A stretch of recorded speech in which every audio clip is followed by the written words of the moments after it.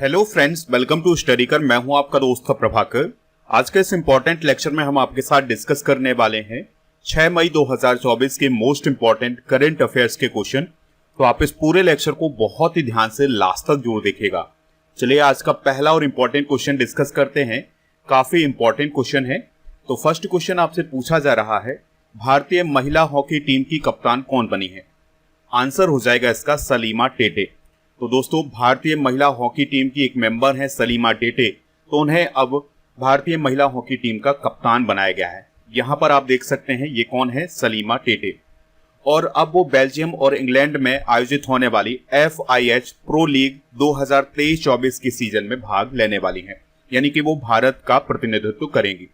सलीमा टेटे का संबंध किस राज्य से है? तो आपको याद रखना है कि उनका संबंध झारखंड से है, और झारखंड का जो सिमडेगा जिला है उसके एक छोटे से गांव बड़की छापर से उनका संबंध है। दोस्तों, जब सलीमा टेटे के बारे में मैं पढ़ रहा था तो उस समय इनकी आर्थिक स्थिति के बारे में, इनके परिवार के बारे में बताया गया था। तो सलीमा टेटे एक बहुत ही सामान्य परिवार से आते हैं, और कुछ न्यूज़पेपर में लिखा था कि इनकी जो माँ है वो बर्तन मांजने का काम करती है। तो देखिए दोस्तों, जब आपके अंदर प्रतिभा होती है वो आपको कहीं भी ले जा सकती है। तो सलीमा टेटे हमारे लिए एक उदाहरण है कि एक छोटे से साधारण परिवार से आने वाली एक लड़की और आज भारत का प्रतिनिधित्व कर रही हैं। अभी हाल ही में हॉकी इंडिया के द्वारा 2023 के सर्वश्रेष्ठ खिलाड़ियों को पुरस्कार दिए गए हैं। तो उसमें सर्वश्रेष्ठ भारतीय महिला खिलाड़ी का खिताब किसे दिया गया है? सलीमा टेटे को।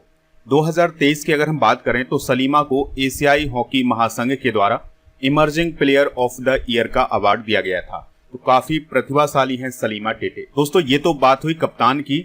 अब हम बात करते हैं महिला हॉकी टीम के कोच की। तो अभी हाल ही में महिला हॉकी टीम के कोच कौन बने हैं? हरिंदर सिंह, जो कि एक पूर्व भारतीय हॉकी खिलाड़ी हैं, और उन्हें 2012 में द्रोणाचार्य पुरस्कार से सम्मानित किया गया था। भारत में हॉकी को कंट्रोल करने वाली या उसका संचालन करने वाली जो संस्था है वो कहलाती है हॉकी इंडिया। तो हॉकी इंडिया का गठन 2008 में हुआ था। हॉकी इंडिया के वर्तमान में अध्यक्ष हैं दिलीप तिर्की। यहाँ पर आप देख सकते हैं ये हैं दिलीप तिर्की। ये भी एक हॉकी के प्लेयर रहे हैं। कुछ इंपॉर्टेंट करंट अफेयर्स डिस्कस कर लेते हैं। तो हॉकी इंडिया के द्वारा अभी हाल ही में हार्दिक सिंह और सलीमा टेटे को 2023 का सर्वश्रेष्ठ खिलाड़ी चुना गया है।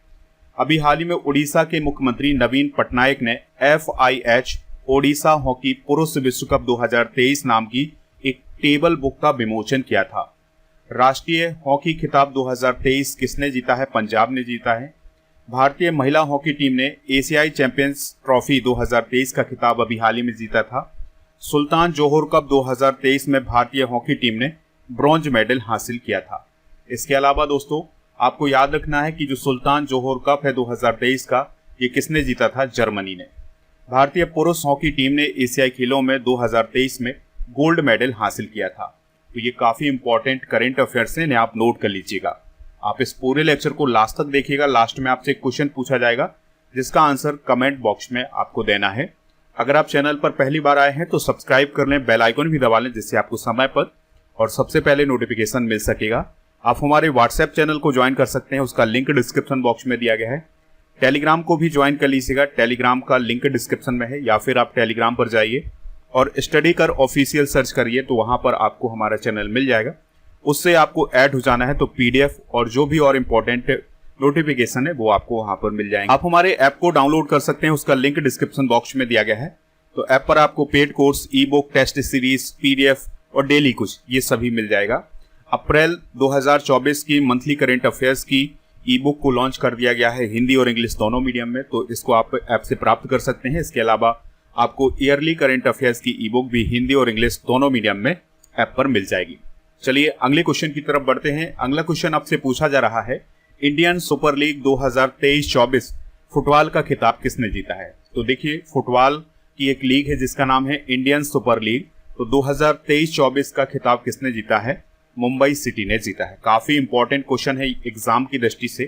तो दोस्तों, इंडियन सुपर लीग का ये 10वां सीजन अभी हाल ही में आयोजित किया गया है, और ये जो 10वां सीजन था इसकी शुरुआत हुई थी 21 सितंबर 2023 से, और इसका समापन कब हुआ है? 4 मई 2024 को। और इस सीजन में, यानी कि 2023-24 के सीजन में, मुंबई सिटी ने मोहन बागान को 3-1 से हरा करके खिताब हासिल किया है। फाइनल मुकाबला कोलकाता के साल्ट लेक स्टेडियम में खेला गया था। दोस्तों अगर हम इंडियन सुपर लीग की स्थापना की बात करें तो इसकी स्थापना 2013 में की गई थी फुटबॉल के खेल को डेवलप करने के लिए, और 2014 में इसका पहला सीजन आयोजित किया गया था और पहले सीजन में 8 टीमों ने हिस्सा लिया था।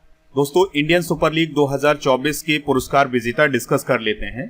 तो गोल्डन ग्लव पुरस्कार मिला है फुरबा लाचेन पाको जो कि मुंबई सिटी के हैं। इसके अलावा गोल्डन बूट पुरस्कार मिला है दमित्रियोस दायमांताकोस को जो कि केरल ब्लास्टर्स के खिलाड़ी हैं। Emerging player of the league का अवार्ड मिला है विक्रम प्रताप सिंह को जो कि मुंबई सिटी की तरफ से खेलते हैं, और प्लेयर ऑफ द लीग का अवार्ड मिला है दिमित्रियोस पेट्रा टोस्को जो कि मोहन बागान की तरफ से खेलते हैं। सर्वश्रेष्ठ पिच पुरस्कार मिला है जमशेदपुर एफसी को। सर्वश्रेष्ठ ग्रास रूट्स का पुरस्कार मिला है एफसी गोवा को, और बेस्ट एलीट यूथ प्रोग्राम का पुरस्कार मिला है बेंगलुरु एफसी को। एफसी का मतलब होता है फुटबॉल क्लब, यहां पर आप याद रखिएगा। विजेता टीम रही है मुंबई सिटी, तो इसे 6 करोड़ रुपए प्रदान किए गए हैं, और उप विजेता रही है मोहन बागान, तो मोहन बागान को 3 करोड़ रुपए प्रदान किए गए हैं। फुटबॉल से रिलेटेड कुछ कप और ट्रॉफियों के विजेता डिस्कस कर लेते हैं। जैसे संतोष ट्रॉफी 2023-24 का खिताब किसने जीता है? सर्वसेस ने। उप विजेता गोवा रहा है। और कलिंगा या इंडियन सुपर कप 2024 का खिताब ईस्ट बंगाल ने जीता है। उप विजेता ओडिशा रहा है। AFC एशिया कप 2024 का खिताब कतर ने जीता है जॉर्डन को हराकर। इसका आयोजन कतर में किया गया था। सैफ अंडर 19 महिला फुटबॉल चैंपियनशिप 2024 का खिताब भारत और बांग्लादेश ने संयुक्त रूप से जीता है। चलिए कुछ और ट्रॉफियों की बात करते हैं। तो सैफ अंडर 19 चैंपियनशिप 2023 का खिताब भारत ने जीता था और उप विजेता पाकिस्तान रहा है। डूरंड कप 2023 का खिताब मोहन बागान ने जीता है और उप विजेता ईस्ट बंगाल रहा है, और इसका आयोजन कोलकाता में किया गया था। तो ये है फुटबॉल से रिलेटेड कुछ ट्रॉफियां और उनके विजेता। अगला क्वेश्चन है, हाल ही में यूनिसेफ ने भारत के लिए नेशनल एम्बेसडर किसे नियुक्त किया है? आंसर हो जाएगा करीना कपूर को। तो एक्ट्रेस हैं करीना कपूर, तो उन्हें अभी हाल ही में यूनिसेफ के द्वारा भारत के लिए नेशनल एम्बेसडर नियुक्त किया है। यानी जो करीना कपूर हैं वो भारत में जो यूनिसेफ के कार्यक्रम होगी उनको प्रमोट करेंगी, जैसे एजुकेशन से रिलेटेड या बच्चों के डेवलपमेंट से रिलेटेड, बच्चों के हेल्थ से रिलेटेड जो भी प्रोग्राम होंगे उनको प्रमोट कौन करेंगे? करीना कपूर।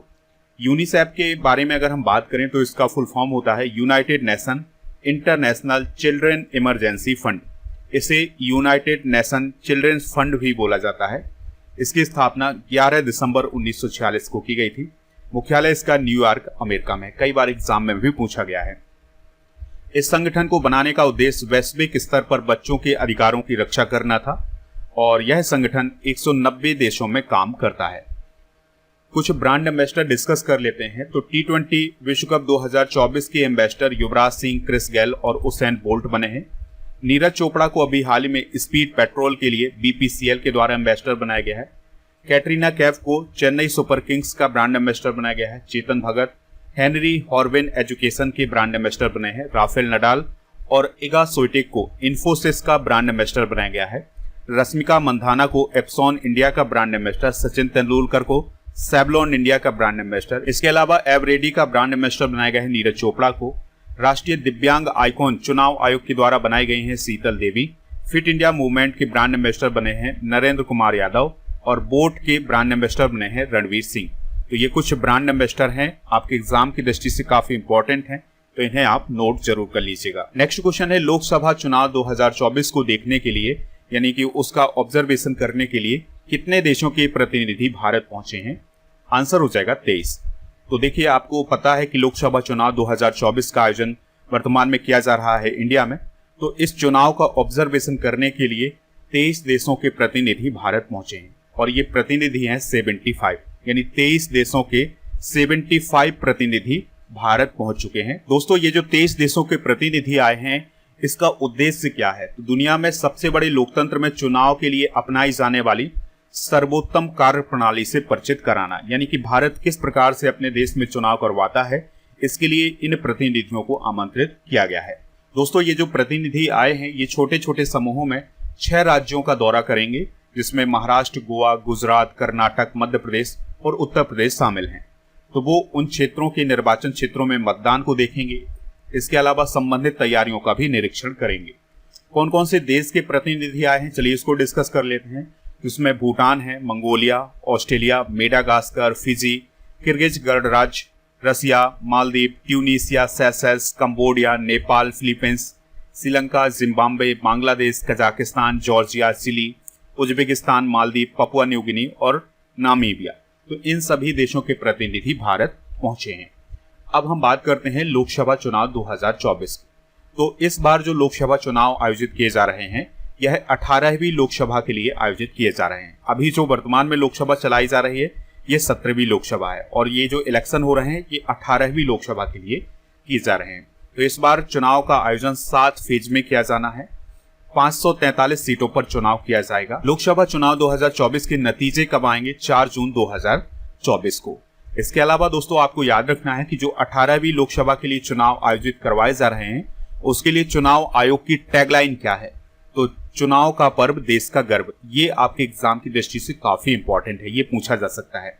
2024 के लोकसभा चुनाव के लिए कितने रजिस्टर्ड मतदाता हैं? तो 96,88,21,926 मतदाता हैं और वर्तमान में भारत का जो मतदाता लिंगानुपात है वो है 948, यानी 1000 पुरुष मतदाता पर 948 महिलाएं हैं। नेक्स्ट क्वेश्चन है, टाइम 100 हेल्थ लिस्ट में भारत या भारतीय मूल के कितने लोगों को शामिल किया गया है? आंसर हो जाएगा 5। तो अभी हाल ही में टाइम पत्रिका के द्वारा 100 लोगों की लिस्ट जारी की गई है जो कि हेल्थ से जुड़े हुए हैं। तो उसमें 5 भारत या भारतीय मूल के लोगों को शामिल किया गया है। दोस्तों उनमें पहला नाम है डॉक्टर अलका द्विवेदी का। तो इन्होंने ब्लड कैंसर से लड़ने के लिए नेक्स्ट कार 19 थेरेपी का डेवलपमेंट किया है और ये काफी महत्वपूर्ण थेरेपी मानी जाती है। डॉक्टर अलका द्विवेदी अमेरिका की नेशनल कैंसर इंस्टीट्यूट की फेलो हैं। दूसरा नाम है डॉक्टर अविंद्र नाथ का। तो डॉक्टर अविंद्र नाथ ने महिलाओं में अत्यधिक थकान का कारण ढूंढा है, यानी कि उन्होंने महिलाओं में जो अत्यधिक थकान होती है उसका कारण ढूंढा है। तो उन्होंने ये बताया है कि जो एक सिंड्रोम होता है जिसे क्रोनिक फटीग सिंड्रोम बोला जाता है, इसके कारण महिलाओं में अत्यधिक थकान होती है। तीसरा नाम है डॉक्टर वेंकट शास्त्री का। तो अमेरिका के एलजी पैथ के सीईओ डॉक्टर वेंकट शास्त्री ने अल्जाइमर की टेस्टिंग का एक नया तरीका ढूंढा है, इसके लिए उन्हें इस लिस्ट में शामिल किया गया है। और चौथा नाम है डॉक्टर विवेक मूर्ति का। तो युवाओं में अकेलापन दूर करने के लिए उन्होंने प्रोग्राम बनाना शुरू किया है कि जो यूथ है वो अपना अकेलापन किस प्रकार से दूर कर सकते हैं। तो इसके लिए बहुत सारे संस्थानों के साथ मिलकर के उन्होंने एक प्रोग्राम बनाया है। और पांचवा नाम है दोस्तों डॉक्टर सुम्बुल देसाई का। तो एप्पल हेल्थ की vice president doctor Sumbul Desai ने कैलिफोर्निया विश्वविद्यालय के शोधकर्ताओं के साथ मिलकर अवसाद यानी डिप्रेशन के बारे में जानने के लिए एप्पल वॉच और आईफोन का उपयोग किया है। तो दोस्तों इन 5 लोगों के नाम आप जरूर याद रखिएगा। अभी हाल ही में टाइम मैगजीन ने 2024 के लिए दुनिया की 100 प्रभावशाली हस्तियों की लिस्ट जारी की थी। इसमें actor Alia Bhatt, wrestler Sakshi Malik, world bank के अध्यक्ष अजय बंगा और माइक्रोसॉफ्ट के सीईओ सत्य नाडेला शामिल थे। इसके अलावा एक्टर और डायरेक्टर देव पटेल का नाम भी शामिल था। तो इन लोगों को अभी हाल ही में 100 प्रभावशाली हस्तियों की लिस्ट में शामिल किया गया था। टाइम मैगजीन के बारे में अगर हम बात करें तो न्यूयॉर्क शहर में स्थित एक अमेरिकी समाचार पत्रिका है, यानी इसका संबंध अमेरिका से है। स्थापना इसकी 1923 में की गई थी और यह एक साप्ताहिक समाचार पत्रिका है, यानी ये एक सप्ताह में आती है। और टेलर स्विफ्ट टाइम मैगजीन की पर्सन ऑफ द ईयर 2024 है। नेक्स्ट क्वेश्चन है, नेशनल एंटी डोपिंग एजेंसी नाडा ने किस पहलवान को अभी हाल ही में सस्पेंड कर दिया है? आंसर हो जाएगा बजरंग पुनिया। तो भारतीय रेसलर हैं बजरंग पुनिया, तो उन्हें अभी हाल ही में नाडा के द्वारा अनिश्चित काल के लिए सस्पेंड कर दिया गया है। ये मामला क्यों आया इसको समझ लीजिएगा। देखिए दोस्तों, कोई भी एथलीट होता है, जब वो कोई प्रतियोगिता में शामिल होता है उससे पहले उसे अपना डोप टेस्ट करवाना पड़ता है। तो डोप टेस्ट किसके द्वारा किया जाता है? नेशनल एंटी डोपिंग एजेंसी के द्वारा। तो अभी हाल ही में नाडा के द्वारा बजरंग पुनिया से उनका डोप टेस्ट करने के लिए सैंपल मांगा गया था, लेकिन उन्होंने ये अपना सैंपल नहीं भेज पाए हैं, जिसके कारण नाडा के द्वारा ये एक्शन लिया गया है। नाडा द्वारा लगाए गए बैन के चलते बजरंग पुनिया पेरिस ओलंपिक 2024 के लिए होने वाले सिलेक्शन ट्रायल्स में भी हिस्सा नहीं ले पाएंगे। तो अब ये बैन उनके लिए काफी खतरनाक हो सकता है। राष्ट्रीय डोपिंग रोधी एजेंसी की बात करें यानी नेशनल एंटी डोपिंग एजेंसी की बात करें तो इसकी स्थापना 24 नवंबर सन 2005 को की गई थी और यह भारत में डोपिंग संबंधी जांच करने वाली संस्था है और इसके अध्यक्ष भारत के खेल मंत्री होते हैं, यानी जो भी व्यक्ति अभी वर्तमान में भारत का खेल मंत्री होगा वही नाडा का अध्यक्ष होगा। देखिए, जिस प्रकार से भारत में नाडा है उसी प्रकार से विश्व स्तर पर जो एंटी डोपिंग एजेंसी है उसे बाडा बोला जाता है, यानी वर्ल्ड एंटी डोपिंग एजेंसी। तो इसकी स्थापना 10 नवंबर 1999 को की गई थी और इसका मुख्यालय है मॉन्ट्रियल कनाडा में। नेक्स्ट क्वेश्चन है, जॉन स्वाइनी किस देश के प्रथम मंत्री बने हैं यानी फर्स्ट मिनिस्टर बने हैं? आंसर हो जाएगा स्कॉटलैंड। तो अभी हाल ही में हमजा यूसुफ के द्वारा स्कॉटलैंड के प्रथम मंत्री यानी सरकार के प्रमुख के पद से इस्तीफा दिया गया था। अब उनके स्थान पर जॉन स्वाइनी स्कॉटलैंड के फर्स्ट मिनिस्टर बने हैं। फर्स्ट मिनिस्टर उसी प्रकार से होते हैं जिस प्रकार से हमारे यहाँ प्राइम मिनिस्टर होते हैं, लेकिन उनको कुछ कम शक्तियां होती हैं। दोस्तों, जो फर्स्ट मिनिस्टर होता है वो स्कॉटलैंड की सरकार का प्रमुख होता है, कैबिनेट की वो अध्यक्षता करता है और उसकी नियुक्ति औपचारिक रूप से सम्राट के द्वारा की जाती है। स्कॉटलैंड के बारे में हम बेसिक जानकारी डिस्कस कर लेते हैं। तो स्कॉटलैंड यूनाइटेड किंगडम का एक पार्ट है। ये आप यूनाइटेड किंगडम देख पा रहे हैं। यूनाइटेड किंगडम में 4 देश शामिल हैं।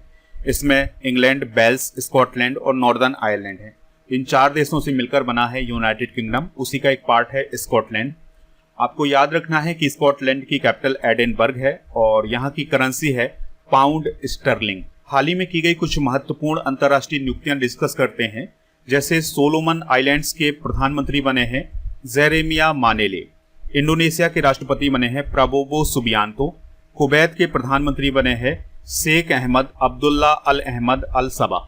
इसके अलावा IMF के प्रबंध निदेशक के रूप में क्रिस्टेलिना जॉर्जिवा को नियुक्त किया गया है अगले 5 सालों के लिए। वो अभी भी IMF की MD थी, लेकिन अब उन्हें फिर से नियुक्त किया गया है अगले 5 सालों के लिए। सिंगापुर के नए PM बने हैं लॉरेस बोंग। भारत में ब्रिटेन की पहली महिला हाई कमिश्नर बनी है लिंडी कैमरून। पाकिस्तान सीनेट के अध्यक्ष बने हैं यूसुफ रजा गिलानी और आयरलैंड के सबसे यंगेस्ट प्राइम मिनिस्टर बने हैं साइमन हैरिस। तो ये है हाल ही में की गई कुछ महत्वपूर्ण अंतर्राष्ट्रीय नियुक्तियां। नेक्स्ट क्वेश्चन है, CAG गिरीश चंद्र मुर्मू और किस देश के महालेखा परीक्षक ने ऑडिटिंग सहयोग के लिए MOU पर हस्ताक्षर किए हैं? आंसर हो जाएगा नेपाल।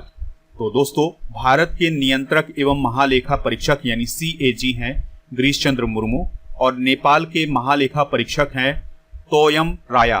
तो इन दोनों के बीच में अभी हाल ही में एक समझौते पर हस्ताक्षर किए गए हैं और ये समझौता हुआ है ऑडिटिंग सहयोग के लिए। दोस्तों, CAG की बात करें तो CAG का फुल फॉर्म होता है कॉम्प्ट्रोलर एंड ऑडिटर जनरल यानी CAG।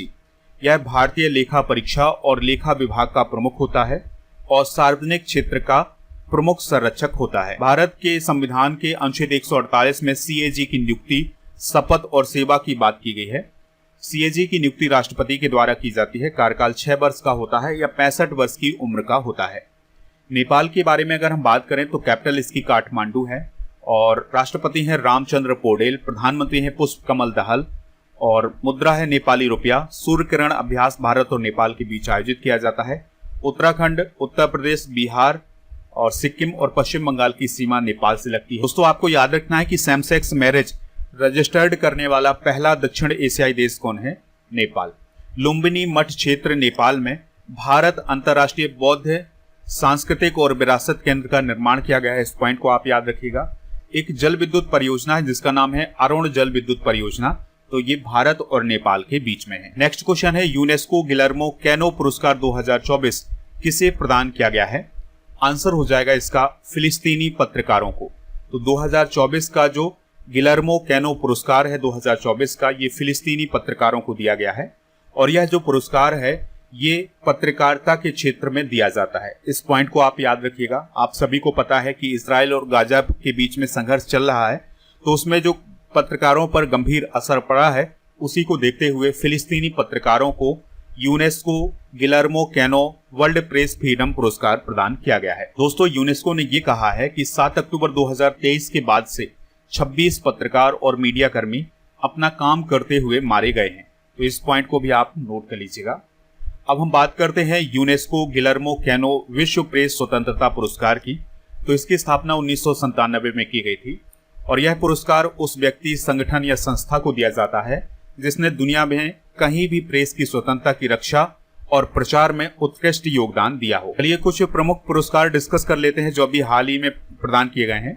तो पूर्णिमा देवी बर्मन को व्हीटली गोल्ड अवार्ड दिया गया है। आलोक शुक्ला को गोल्डमैन पर्यावरण पुरस्कार। पंडित राजेंद्र गंगाई को लच्छू महाराज पुरस्कार दिया गया है 2024 का।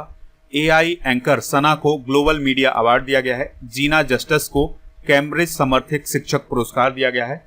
अमिताभ बच्चन को लता दीनानाथ मंगेशकर पुरस्कार दिया गया है। नोवाक जोकोविच को लॉरियस वर्ल्ड स्पोर्ट्स अवार्ड दिया गया है। रतन टाटा को KISS मानवतावादी सम्मान 2021 प्रदान किया गया है। और पाबू लुरी सुब्बा राव को आर्यभट्ट पुरस्कार से सम्मानित किया गया है। इसके अलावा आपको याद रखना है अवंतिका बंदनपू को south Asian person of the year का अवार्ड दिया गया है हॉर्वर्ड के द्वारा। इस लेक्चर का लास्ट क्वेश्चन है, पेटीएम के अध्यक्ष और CEO कौन थे जिन्होंने अपने पद से इस्तीफा दे दिया है? आंसर हो जाएगा भावेश गुप्ता। तो भावेश गुप्ता ने अभी हाल ही में पेटीएम के अध्यक्ष और CEO के पद से इस्तीफा दे दिया है। और आपको याद रखना है कि भावेश गुप्ता अगस्त 2020 में पेटीएम के साथ जुड़े थे। पेटीएम का फुल फॉर्म क्या होता है? पे थ्रो मोबाइल, और यह एक भारतीय बहुराष्ट्रीय वित्तीय प्रौद्योगिकी कंपनी है। तो पेटीएम की स्थापना 2010 में की गई थी विजय शेखर शर्मा के द्वारा, और इस कंपनी के द्वारा उपभोक्ताओं को मोबाइल भुगतान सेवाएं प्रदान की जाती हैं। इसका मुख्यालय नोएडा, उत्तर प्रदेश में है। चलिए दोस्तों, कल के करंट अफेयर्स को रिवाइज कर लेते हैं। तो प्रेस स्वतंत्रता सूचकांक 2024 में भारत की रैंक क्या है? 159। व्हीटली गोल्ड पुरस्कार से अभी हाल ही में किसे सम्मानित किया गया है? डॉक्टर पूर्णिमा देवी बर्मन को। संयुक्त राष्ट्र जनसंख्या कोष की बैठक में भारत की तरफ से नीरू यादव ने प्रतिनिधित्व किया था। उनका संबंध किस राज्य से है? राजस्थान से। दुनिया की पहली CNG से चलने वाली मोटरसाइकिल किस कंपनी के द्वारा लॉन्च की जाएगी? बजाज ऑटो के द्वारा। जेरेमिया मानेले किस देश के प्राइम मिनिस्टर बने हैं? सोलोमन द्वीप के। विश्व प्रेस स्वतंत्रता दिवस कब मनाया जाता है? 3 मई को। भारत का कौन सा ब्रांड T20 विश्व कप 2024 में अमेरिका और साउथ अफ्रीका की टीमों का स्पॉन्सर बना है? अमूल। मून मिशन चांगई 6 किस देश के द्वारा लॉन्च किया गया है? चाइना के द्वारा। अमेरिकन एक्सप्रेस कंपनी ने दुनिया भर में अपना सबसे बड़ा कैंपस कहां खोला है? गुरुग्राम, हरियाणा में। गल्फ यूथ गेम्स 2024 में पहला स्थान किस देश ने हासिल किया है? UAE ने। तो ये सभी करंट अफेयर्स के क्वेश्चन आप नोट कर लीजिएगा। आज के जनरल नॉलेज के पिटारे में हम डिस्कस करेंगे भारत की प्रमुख जनजातियां, जैसे मध्य प्रदेश में भील, गोंड, सहरिया, कोरकू और कोल जनजाति पाई जाती है। जम्मू कश्मीर में गुज्जर, वकरवाल, बोट और बोतो जनजाति पाई जाती है। लद्दाख में चांगपा जनजाति पाई जाती है। इसके अलावा हिमाचल प्रदेश में गद्दी, गुज्जर और कन्नुरा जनजाति पाई जाती है। उत्तराखंड में थारू, जनसारी, बुक्सा और भोटिया जनजाति पाई जाती है। इसके अलावा बिहार में संथाल, गोंड, खरवार जनजाति पाई जाती है। छत्तीसगढ़ में गोंड, अगरिया, कंवर और औरो जनजाति पाई जाती है। झारखंड में संथाल, औरो, मुंडा और हो जनजाति पाई जाती है। दोस्तों, ये इसका पार्ट फर्स्ट है। इसका सेकेंड पार्ट कल डिस्कस करेंगे। कल के करंट अफेयर्स में यानी वीकली करंट अफेयर्स में हमने पूछा था आपसे कि अंतर्राष्ट्रीय मजदूर दिवस कब मनाया जाता है। तो आंसर हो जाएगा इसका 1 मई को। आप लोग जो वीकली करंट अफेयर्स को नहीं देखते हैं, वो काफी इंपॉर्टेंट होता है आपके एग्जाम की दृष्टि से, क्योंकि उसमें पूरे सप्ताह का रिवीजन हो जाता है। तो वीकली करंट अफेयर्स आप जरूर देखा करिएगा। तो अगर आपने अभी तक वीकली करंट अफेयर्स नहीं देखा है तो एक बार जरूर देखें इस वीडियो के बाद। तो आज का क्वेश्चन है, यूनिसेफ का हेडक्वार्टर कहाँ है? जो भी इसका राइट आंसर हो कमेंट बॉक्स में जरूर बताएं, हमें इंतजार रहेगा आपके आंसर का।